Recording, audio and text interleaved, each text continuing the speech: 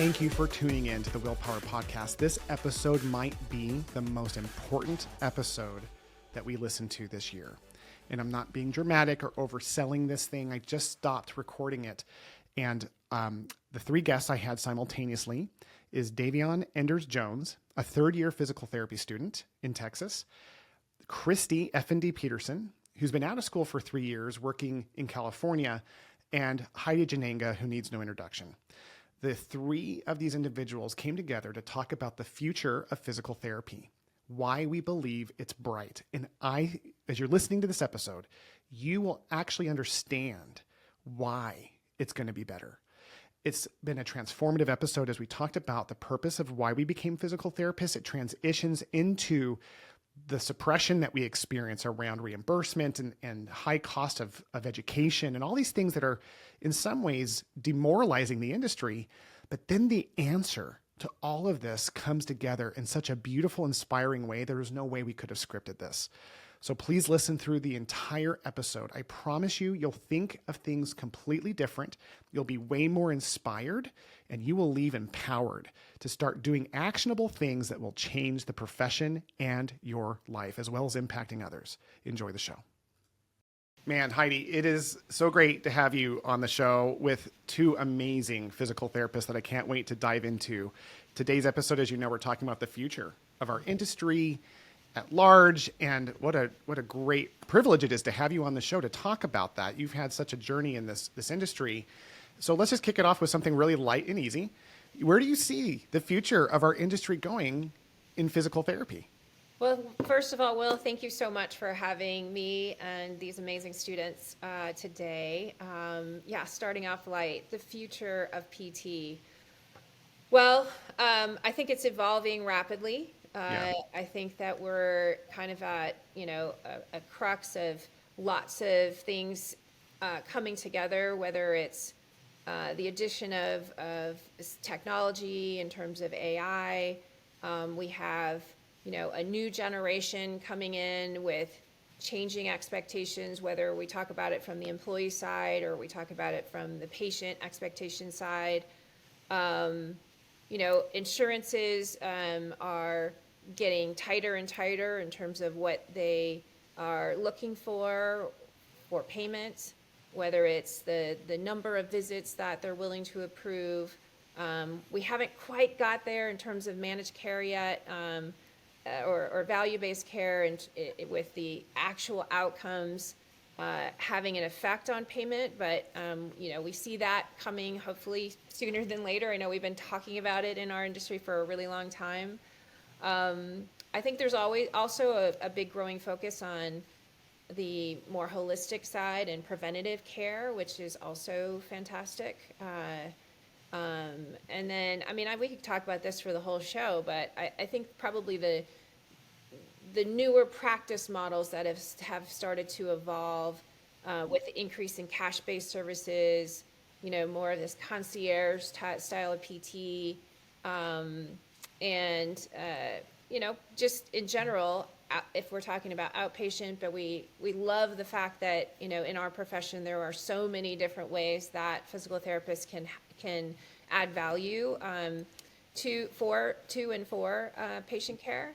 And so obviously today we're looking at more of the hybrid model as the future, I think, in my opinion. Sure. To balance the expectations of what patients and also the future employees and how they think about working with patients. I think that's where we're going. So it's a lot of change. I think it's slowly becoming more adopted, and we'll see sort of where the puck lands. We've all gone through it. I know I've been in this industry for, going on 30 years, and seen a lot of change from when I graduated PT school to where we are today. Man, you said it best at the end. It's changed since we started PT school, my word. Like, I think back on those early days of soap notes being patient tolerated treatment well, C plan for, like the daily note was this big. I don't think it was even encouraged to do it back then, but it was common. And now, well, you were writing it with pen and paper.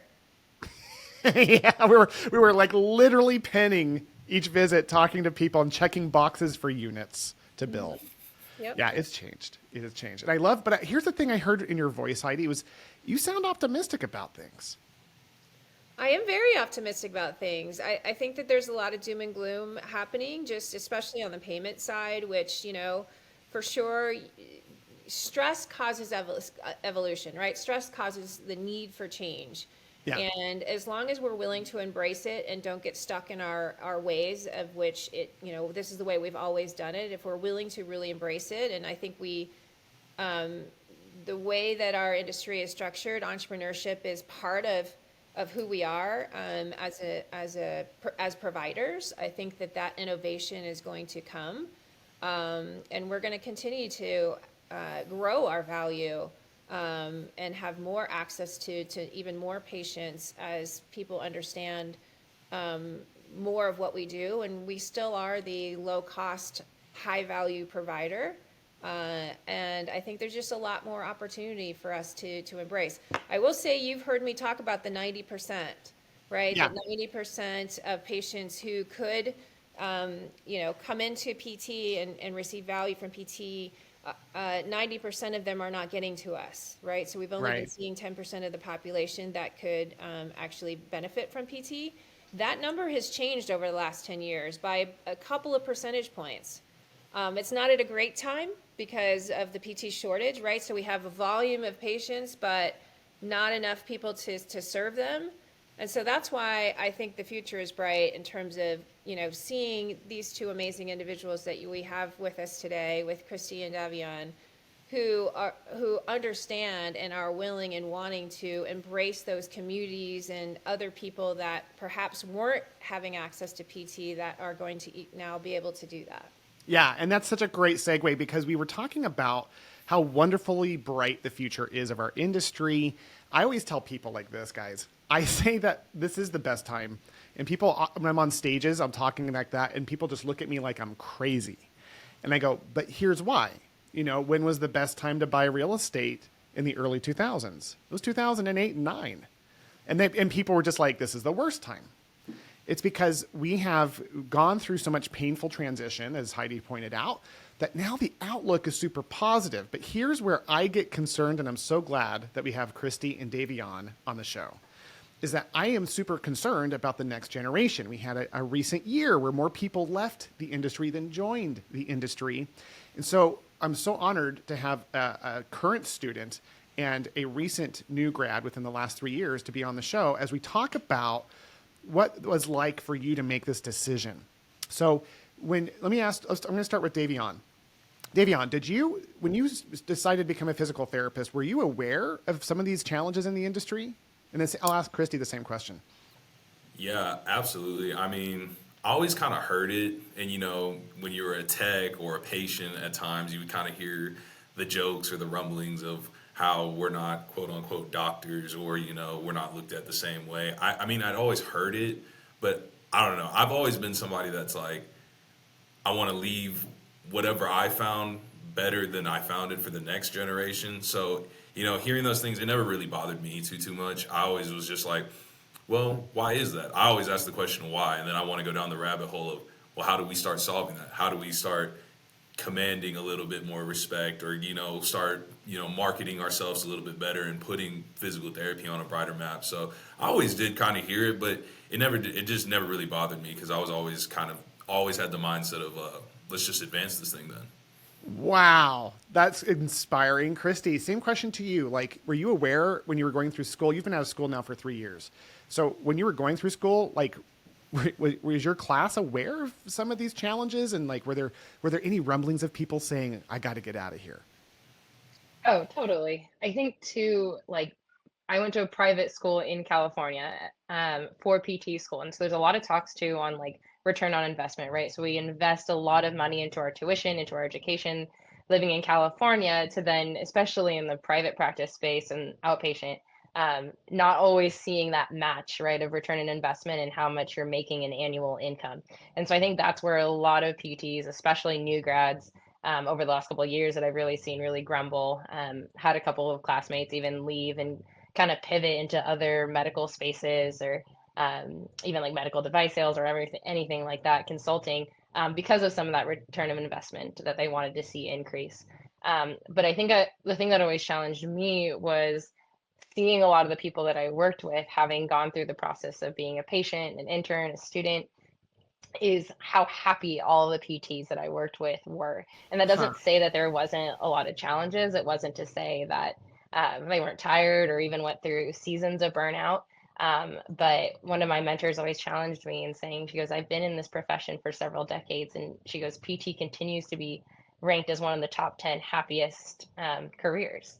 And so why is that? Why is that? That even though the return on investment isn't necessarily as high as maybe we would like it to be, especially for our newer generation of graduates, but we're still seeing this high level of overall enjoyment in the career, and seeing how our employers, how my employer does it to try to mitigate some of that burnout, how to try to improve employee satisfaction.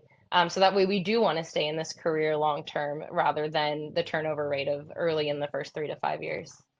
Yeah, I have to say to both Davion and Christy, already I feel even better about the future of our industry. What in the like? Both of you guys are telling me you are completely aware of all these challenges. You were aware of the Facebook groups that we won't mention by name that talked horribly about the industry, and then you guys like, we're no, we're gonna. In Davion's case, it was like, well, let's just make it better, and in Christy's case, she did research like a good provider would, and discovered that people were enjoying it in despite of that, and chose to move forward anyway. That is so inspiring to me, and I want to thank you guys both, especially for being on today's show as we dig into this future of physical therapy and what it is that we're going to be accomplishing together. So, Christy, I'm going to continue with you a little bit. In your case, as you're currently working, how are you dealing with those stresses? Like, burnout is the big 4-letter word in our industry. Like, how, now that you've been out in the field, how are you dealing with that stuff? Yeah, good question. I think foundationally, when you're like looking at a career, and for me, one of the reasons why I decided to go into PT is it met the triangle of what I was looking for. So the triangle between like what my skills were, between being more of a people person and having some of those soft skills for a lot of one-on-one time with people, and educationally, my background in physiology, but then also my passions, specifically right now with like athletes and sports. I knew that was a passion of mine. I knew why I wanted to do that. And then also my experience having worked in college athletics prior to PT school. I think finding a career and a profession within that triangle was really key, to being able to go back to my why, right? And so when I Yeah. am in those phases of burnout, hey, why am I why? What is my why? And can I go back to that? Is PT continued to be in that triangle?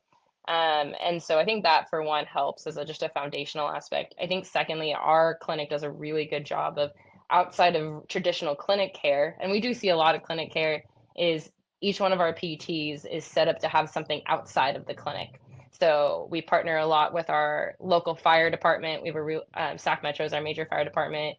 We work a lot with a lot of the local club soccer programs, ECNL programs, some of you in the professional programs out here, like our um, USL Pro or USL Championship soccer team, local colleges between Jessup and Sac State. And so for every one of our employees to have something outside of the clinic, really, I think is one of our major pieces that we do. And then thirdly, like we love our staff, we love one another. We're asked to work really hard in this profession. Our employers have really high expectations of us, but we also play really hard. And so once a quarter, we outdo ourselves and go enjoy getting the opportunity to spend time with one another. And I think between having a great atmosphere, having something outside of the clinic that continues to feed us and remind us of our why, and to be in a profession that meets that like why triangle, I Okay. think has really helped. Yeah. So let me ask you directly, Christy, putting you on the spot, and Davion, you're coming next. Are you burning out right now? Oh, I'm not gonna lie, in the last 2 months of residency, I definitely have felt a little bit of that burnout. Just residency is hard. I'm in 50, 60-hour weeks right now. So I'm not gonna lie and say that it's easy, but I think knowing that there's a light at the end of the tunnel has really been helping. And I actually just had a good conversation with one of my mentors yesterday, just being honest with her and about it, and some of her feedback has really helped. And so I can't say that I'm not, but I can't Yeah. say that I don't see that light at the end of the tunnel, and knowing that change is coming. And I think knowing that change is coming is really helpful. See, I think that's a big theme of what I want to like jump down to people who are considering to become physical therapists or people who are committed and they're in school and they're worried about it, is that there's no profession that's worthwhile that doesn't have periods of intense stress. This is a normal part of growth and development. Professionally speaking, there's kind of a brand that everyone's always stressed out all the time. And that just simply isn't the case. Like in your case, what you described there, Christy, was so beautiful because you understand circumstantially that like you're fresh out of school, you're doing a residency, you're what do they call that? When you're hustling. You're hustling right now and getting as much data and you can as a foundation so you can build a future in it. But you see here's the big thing I heard you say. You know why you're doing it and you know where you're going. And that is huge. Same question to you, Davion. Are you burning out right now as a student? Whew. I would be lying if I said I wasn't burning out a little bit as a student, but it's just because more of I'm ready and eager to get out there and start putting more connections together. You know, when you're in school all the time and you're 8 to 5 every day, you know, you're learning so much, and it's just I'm ready for the hands-on aspect, I would say. But I mean, it's to Christy's point, like going back to your why, it's like when I came into school, I always told myself it's like, you know, the lifelong commitment to learning starts now. So like sometimes I always have to kind of go back to my why, where it's like, you know, I know why I want to do this, but I also know that I'm committed to a lifelong time of learning and being able to, you know, just grow my skill sets, grow practice, grow knowledge, and, you know, keeps it that like reminding myself of that keeps everything a little bit more fresh, if that makes sense. Absolutely. And I think it's great because both of you guys have good models, especially Christy at her work, where she sees people who aren't burning out, who are further along, who are living a great productive life. It's not that they don't have a lot going on, but that's kind of the exchange for impact. If we're going to change people's lives, anyone in the healthcare space, I don't care what kind of professional you are, you're going to have a lot going on. But there is a degree of balance that occurs as your skill set and as our professional world develops. So we've talked a lot about this thing called the why. I would argue that our profession has some of the strongest underappreciated whys of any healthcare space. Heidi probably feels the same way as I do. I believe this is the greatest field in medicine. Not that others aren't important. We need all of them.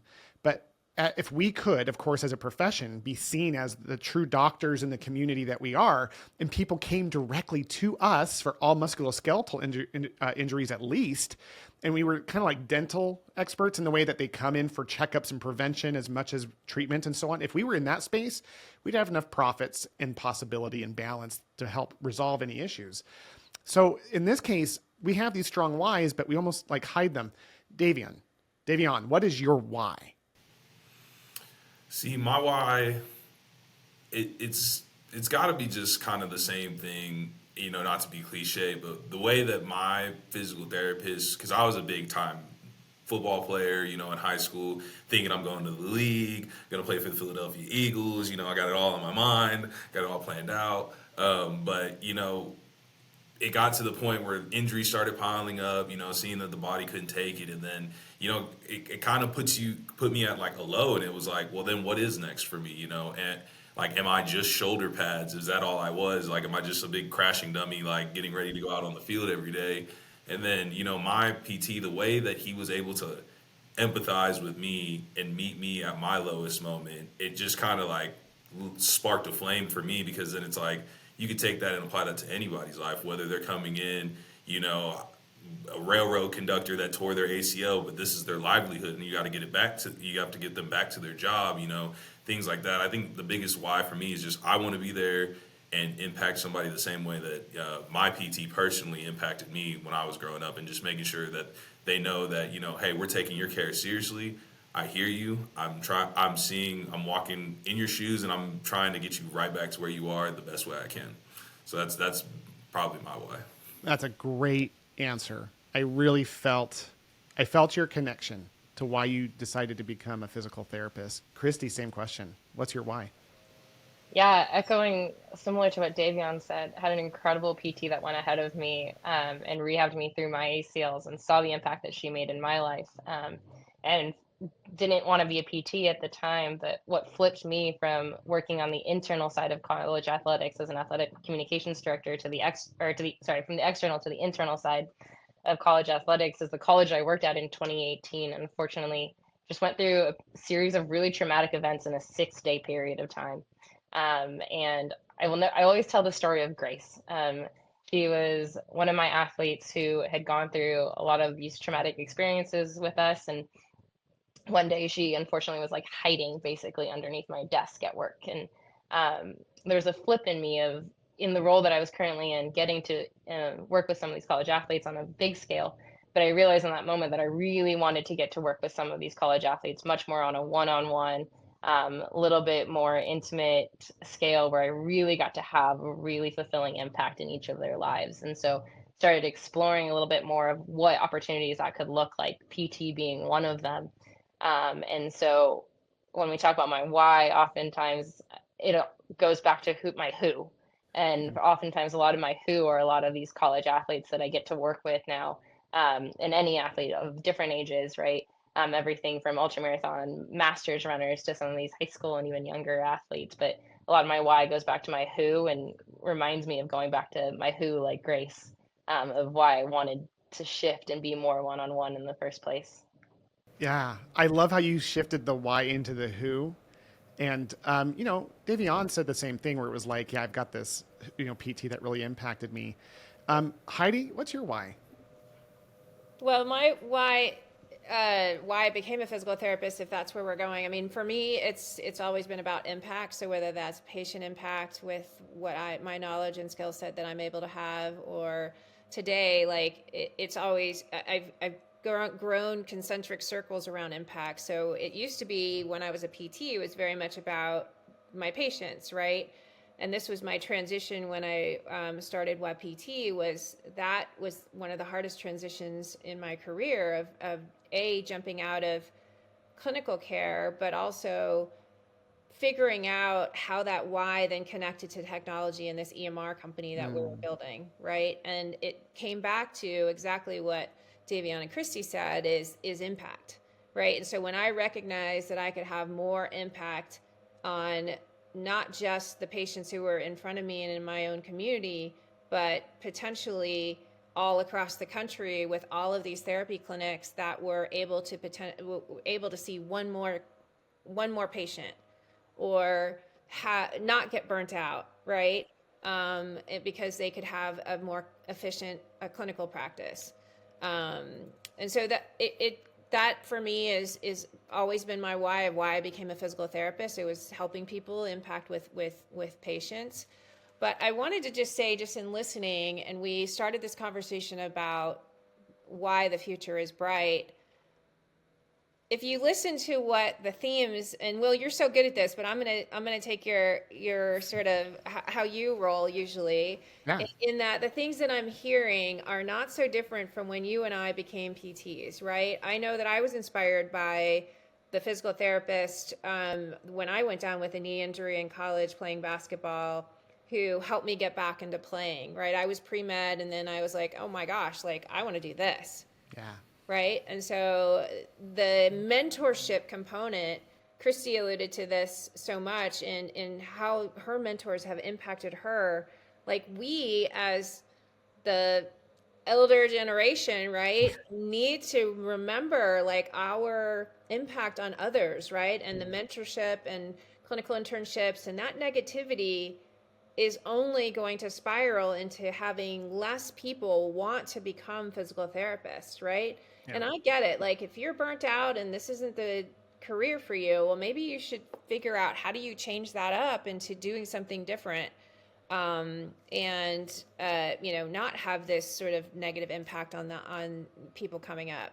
But I do also think there's some changes that need to happen, and this whole educational cost issue is a huge burden, right? It's a huge burden on entry into PT, and Yeah. also as I think Davion and Christy both said, like the cost of and why that negativity comes out. It's the ROI on the cost of education versus what we're able to make in our salary ranges that are out there today. It's not really commensurate. And so that is a big sort of hurdle that I feel like we do need to tackle as a Yeah. profession, in order for this burnout to really not, or start to be more mitigated. And then just the last thing I'll just say is the community aspect of what was just mentioned. Like the connection to community within your own practice or hospital or wherever you are, like that connection to community and doing something that's more meaningful, that's not just about getting paid necessarily. Like you still could get paid for it, but it's on this bigger scale. I think is also, especially for this next generation, so important for them to connect their why to something bigger than themselves. And so having these opportunities to connect with community and do community outreach types of things is critical for practices and organizations to think about as far as retention of teams, but also mitigating burnout. Absolutely. It's interesting. My 4 sons have asked me, hey, what's the single most important professional advice that you could give? One of my sons did this recently. And I didn't even have to hesitate. And I said, your network is your net worth, which, isn't the best way of saying it. Heidi's doing a more eloquent job of describing that, because what I say sounds a little bit like you're going to make money the more people you know. That's not what I'm saying. Because net worth is about emotional gain. It's about, community. And so quite literally, I love that you said that, Heidi, because we were all influenced by these impactful physical therapists to get into the industry.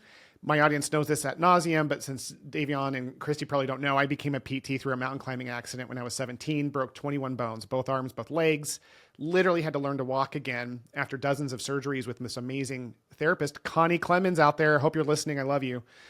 Like that, and that emotional, what we do is so special because in our industry, we leverage the physical to impact the psychological and emotional. That is the thing we don't talk enough about, because it is the why of the profession to some degree. We are in here changing lives together that go so far beyond, an injured knee at a sporting event. It's about helping them find value as an equal team member and not just coming back into where they were, but getting beyond where they were. It's this concept but the community aspect that Heidi hit is so important. And kind of what you were saying earlier too, Heidi, this thing about burnout, it's not all bad. Like, I think there's a percentage of our population that is maybe leaving the profession that maybe it's not for them. But for those who are staying in this next generation, what a bright future around that. So, Heidi did mention this thing called expensive loans, the ROI of like having these massive loans versus what you're going to be paid coming out of school. Christy, just as a side note, I kind of want to dig on that a little bit with you. Did you say your company offers additional, is it financial opportunities outside of working hours? Or was it more service based? We actually use those hours as part of our salary. And so you actually reduce the number of overall clinical patient hours. And then part of your salary is that you get to spend the several hours, whether it be working at the local high school, serving them, or with the local college. Sometimes it's additional hours depending on what kind of the setup is with whatever opportunity it might look like. But oftentimes it's part of our built-in 40-hour week is us being involved in our community. And one thing kind of adding on to what Heidi said, that I hope and I pray that I see more of in like the PT profession moving forward is, especially for a lot of these outpatient clinics, we have such an opportunity to be such a relational based profession. Yeah. And serving our community is what I want to end up seeing like is, if our PT clinic were to disappear, would the community notice? Wow. And I think we have an opportunity, and for us, we've really tried to emphasize that as we continue to instill hope in patients and athletes around this area, is that we are rooted and we are networked into these local areas, so that way, if our clinic were one day to disappear, is that the community would notice. There would be a void because we're no longer there. And so I think for us, as we move forward in our profession, is that I want to continue to see that grow, is that if PT clinics were to start disappearing, would the community notice, right? Would the medical space notice if we were gone? And so that doesn't necessarily answer your initial question, but I just wanted to make sure I added that just to echo what Heidi was saying. Yeah, it's more important what you said because you did answer the question. I was curious about how that looked when you mentioned that, and what I saw was a brilliant thing that your company is doing because your company is allowing they're really compensating their team members to do more than just the care, but caring for the community. And that isn't just helping the clinic probably, and not just helping you not burn out when you're over this current, stressful state you're in, but it helps build the profession. Like there's these things that they're doing. This is just one example of thinking outside the box, right? Like there's entrepreneurs and intrapreneurs. Entrepreneurs own the business. Intrapreneurs have the same impact. They just don't have the risk or ownership of the company. That doesn't mean they're lesser in any way. And that's like a very powerful thing that you're doing as a company. So yeah, I love that. And I mean, for us too, like we're set up where a lot of the things that we're involved in, whether it be like professional contracts with fire or the sheriff department, right? Those are paid contracts that we get to have, as well as when we involve with our local soccer programs, semi-pro programs, right? A lot of that is still cash pay, basically. And so there's still income coming into the clinic, which is nice. But then we also get the secondary aspect of building that community aspect, right? And so when athletes get hurt, soccer players have surgery, they are already associated with our name. They've already seen what we're done. So now we've increased our number of referrals coming into the clinic from positive word of mouth or positive association from being out in the community. Yeah, that's really special because that's out of the box thinking and kind of what Heidi was saying earlier. We do have these legitimate problems that have to be addressed, and we have to be creative about how we address them. I think we started the beginning of this episode really talking about the purpose of why we're doing it to get the mindset right. Because if we don't have that mindset and a strong purpose, we're not going to weather the storms that are coming ahead as a profession. So as you were talking about your why, I wanted to hear everyone's, because ultimately, like Heidi said, it's kind of rooted in a similar place, even though there's a flavor that's different for each of us. It's all rooted and we're all driven by the same passion. And we don't want to let that go just because there's some challenges to solve, which we can figure out. So Davion, as you're in this state of being a third year, and more than Heidi and I would say, being a new graduate in the near future, being really aware of what's happening. Like Heidi and I did not have this kind of awareness of where the industry is going to struggle. What's your vision for the future for you? I'd like to see, like, what is it that you're wanting to create as a physical therapist, as a life for yourself? I think the biggest thing is I just want that impact, kind of what Christy was talking about. I didn't even think about the community impact, but that's ultimately kind of one of the things that's been driving me is like I've always wanted to just be somebody in the community that's giving back and giving, people a peace of mind that they have somewhere to go when injuries arise and things happen, that my name might be the first one. I mean, I also just want to just keep excelling the profession, like in any way I can, whether it's, with legislation and, gaining more direct access for the state of Texas and, just being able to just break down walls that have been up for a long time. And it seems like sometimes that, people in our profession might have just walked away from because it might just seem like it's too high of a wall to climb through or walk through, so that's kind of my vision is I just want to be able to be an impact in my community with athletes and then also just, regular civilian population as well. And then just being able to just help be on the forefront of, trying to just progress our profession in like the most positive way. Yeah, Davion, I think you need to be prepared for a lot of job offers after this episode goes out. I will tell you, what you said there was so articulate, and I'm getting chills as I'm thinking about this concept of breaking through the wall. Rock stars, as you're listening to this, I think what we're recognizing here, and this was not pre-planned, is just that returning to our purpose as to why we exist as a profession and individually why we chose this path for us. Everyone in the profession has some degree of frustration because of where we are as an industry. But rock stars, as you're listening to this, listen to the hope and listen to the power of people who are coming up who know what's happening and they're choosing it anyway because they know the impact it makes.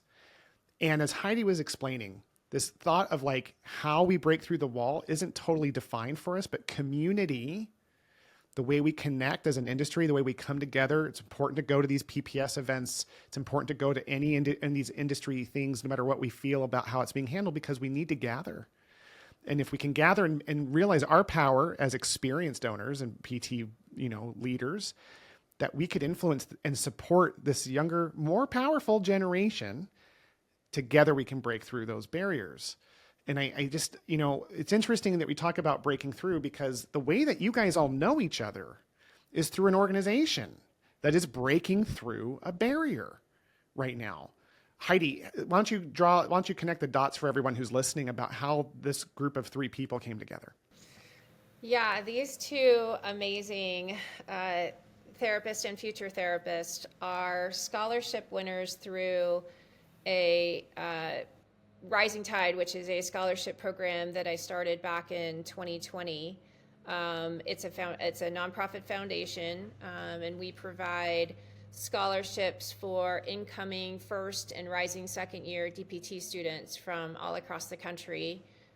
We have 2 sort of tracks of scholarships. So Davion is a winner of our Cross Scholarship, which is for DPT students from underrepresented backgrounds. And we provide scholarships that are worth up to $14,000 per year for the 2 to 3 years that they're in their program.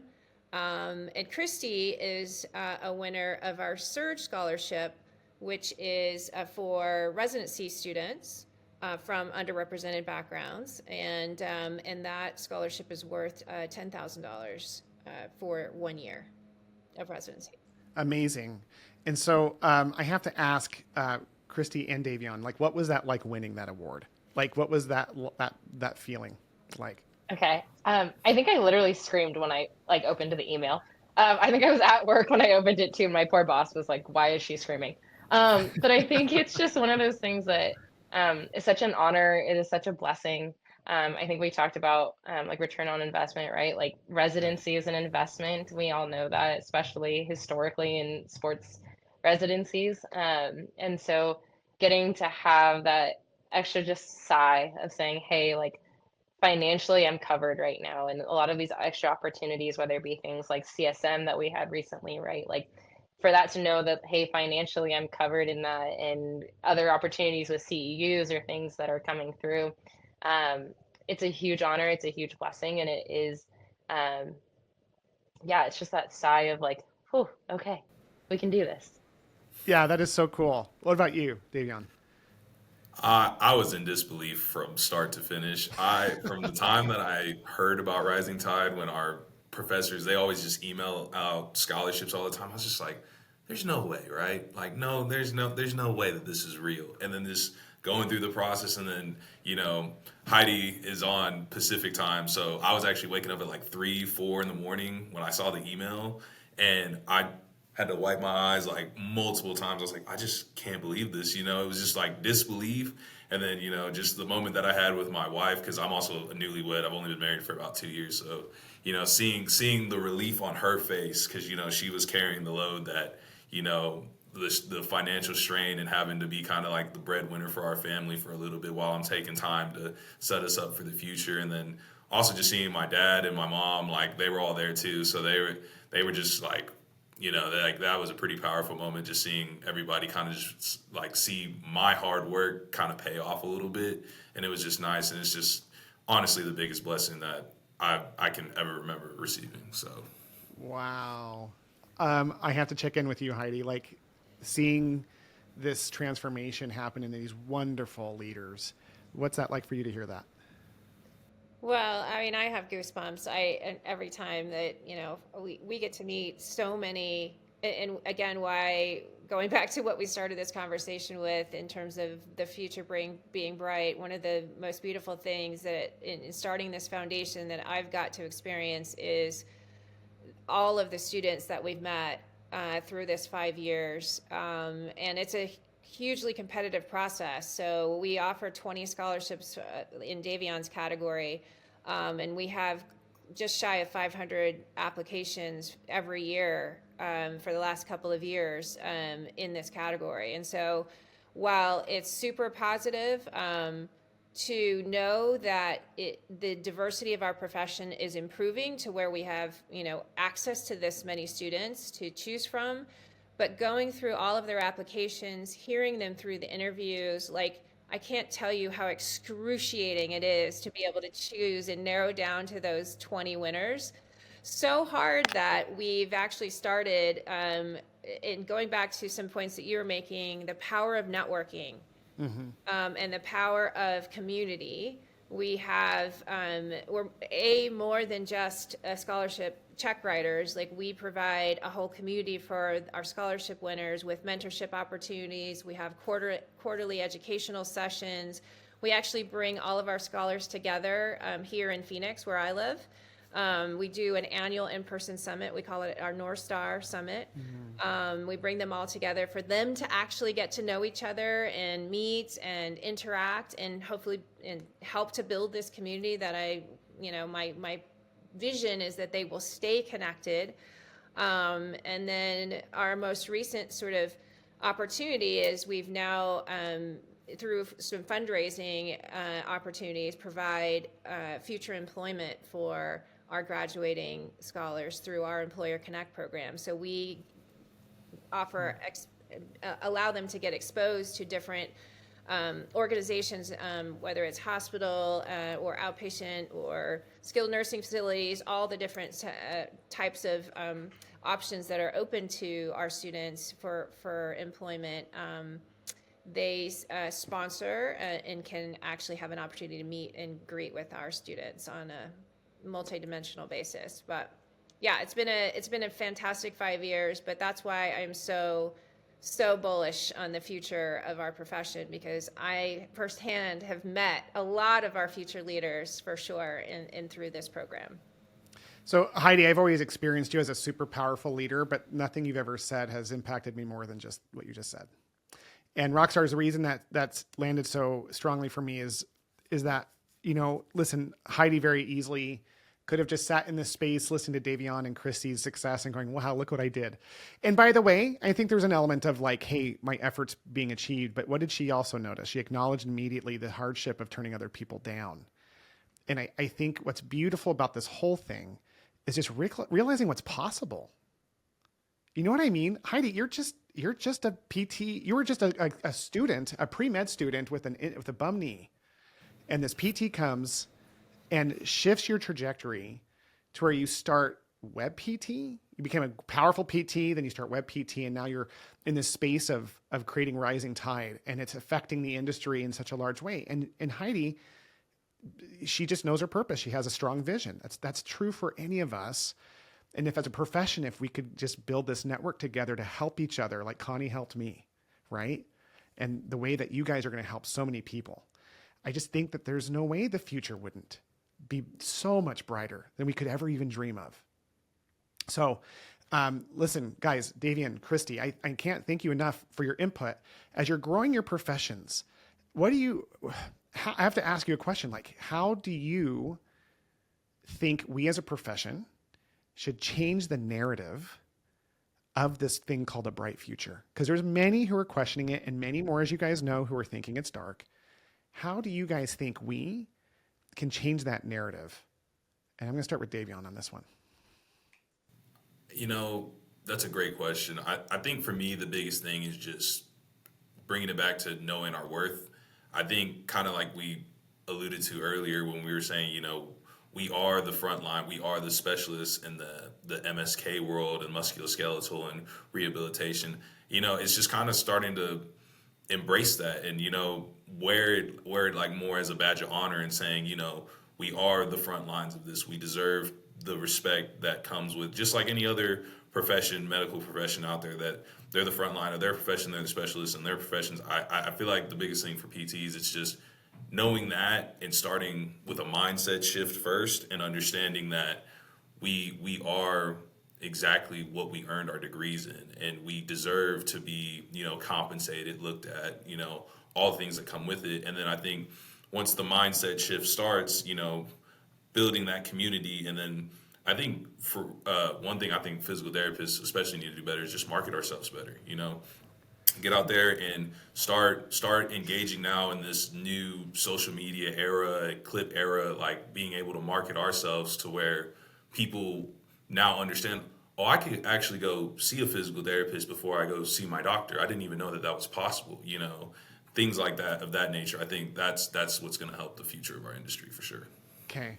Yeah. How old are you again? How old am I? Yeah. I'm 26. Okay. Amazed and a little bit jealous. All right, Christy, what do you think? Oh my gosh, our future is so bright with Davion in it. I think exactly kind of what Davion said, right? Starting with understanding our worth, right? Our head, how that affects our heart, and what like Heidi models so well between her humility and her compassion, and then how that extends through our hands into our communities and creating local impact and local and relationship building. I don't think I think there's so many avenues, but I think at the heart of it, right, PT um, doesn't have to be anything excruciating um, outside of just getting to build relationships with so many people that we get to connect with on a day to day, on a one on one basis, that most other professions in healthcare don't get the opportunity to do. And so I think that's a huge part of it. Wow. Davion and Christy, I am so amazed. Heidi, I almost wonder if, part of what we're experiencing here is the type of strength that you're finding through this program, because you're obviously finding individuals who are gritty in a sense. They're already stronger than your average bear because they're coming into this world like trying to find this. So this oxygen that you're providing through a scholarship and education and networking, I wonder if this is probably why we're seeing so much maturity in this case. I don't really have a question for you, but what do you think about that? Well, you can obviously see why they were selected. I mean, and like I said, like it was excruciating to be able to pick only those 20, but there's many more that were very similar to them. But these are shining stars, right? That stood out in the pack. And I do think that the grit that you hear, and the passion that you hear Passion.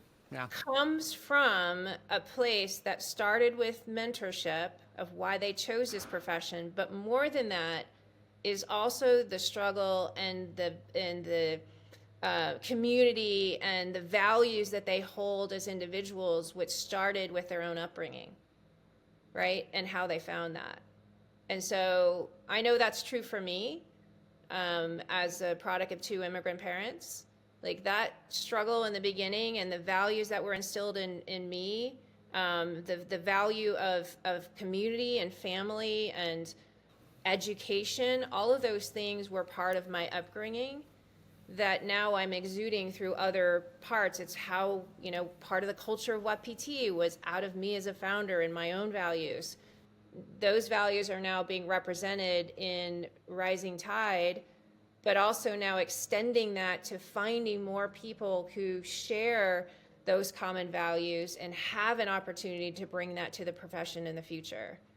And so it's really comes back to your own, like we started this conversation, it comes back to your own why and being willing to then help others understand, but more importantly, support their why to bring that, bring more opportunities for them to embrace.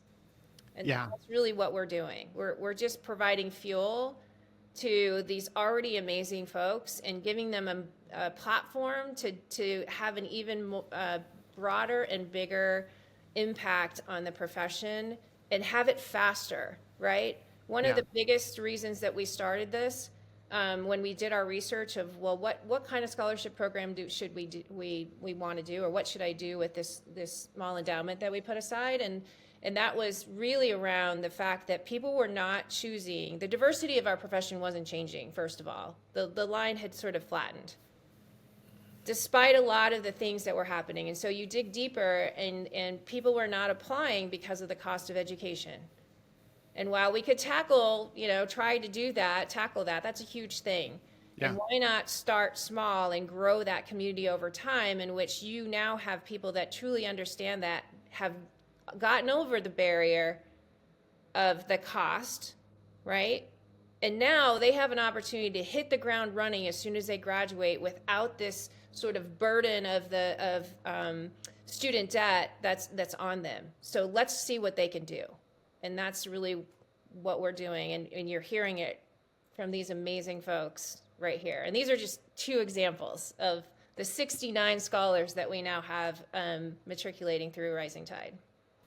Yeah, it's amazing to think of the power of the one.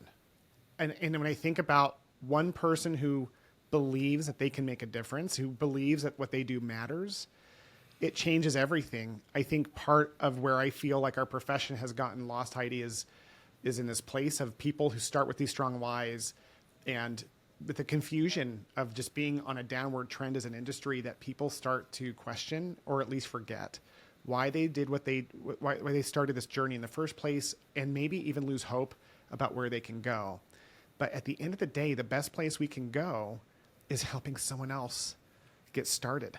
And I think because all it takes is one person.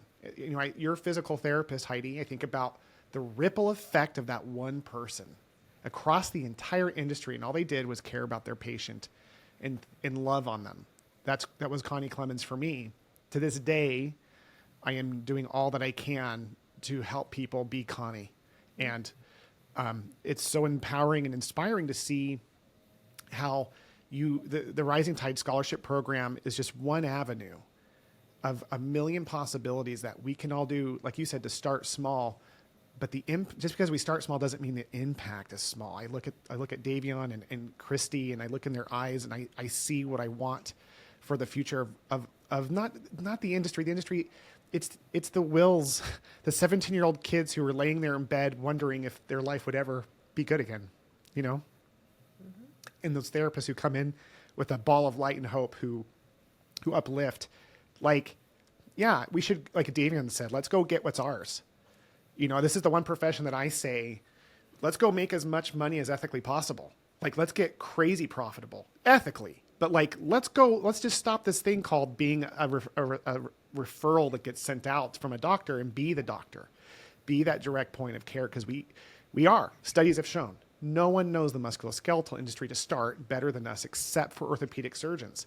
So for us, in a place where we can stand and come together, there's endless possibility. And yeah, there's going to be some periods of time with burnout.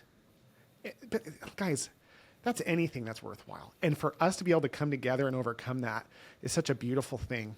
So listen, I usually don't get this soapboxy, but I just feel so much love and inspiration from the three of you that I appreciate letting me talk for a second. Heidi, how do people learn more about the Rising Tide Scholarship Program? Let's just start with that step. What can you tell the audience? This is going to be a mix of students and leaders and PT owners. Like, what would you tell them? Yeah, so if you're a student, a student going through a DPT program and you're a first year or rising second, we are currently in our application cycle right now. So if you go to Rizing, RIZING-tide, TIDE.com, you can find our application right there on the website, and our deadline is by the end of this month, so May 31st we will close it. And so that's for students. If you are a clinic owner or a PT or a clinic director who is interested in knowing more about how you can be a part of Rising Tide, because we're always looking for new mentorships, new speakers, and of course, anyone who financially wants to be a part of Rising Tide, you can also go to our site, and there's a whole different page on sponsorships and Employer Connect program. So it's RIZING-tide.com. Thank you, Heidi, Davion, Christy, for being on the show. This is easily going to be one of the most memorable for me. I can't thank you guys enough for just being who you guys are. I really appreciate it. And for all you rock stars that are listening, I just would like to add to just start believing in yourself, the impact that you can make, giving yourself permission that sometimes it does get hard and be burned out, but remember our why, remember the vision, and remember the impact. And as always, guys, remember, leadership is not about becoming something we're not. It's about stripping away those things that are getting in the way and defining who we already are. Thanks for listening. Thank you for listening, rock stars. And if you're one of the many medical professionals and leaders who have had it dealing with the drama of hiring and training people that you think are overpriced, then let's think about how virtual assistants can offload you to do what you love which is changing people's lives. In the show notes, there's a link to jump on our calendar so that we can show you why LinkedIn shows that virtual assistants is the second fastest growing trend in healthcare next to artificial intelligence. At no obligation, we'll see if this is a fit for you. I hope to talk to you soon.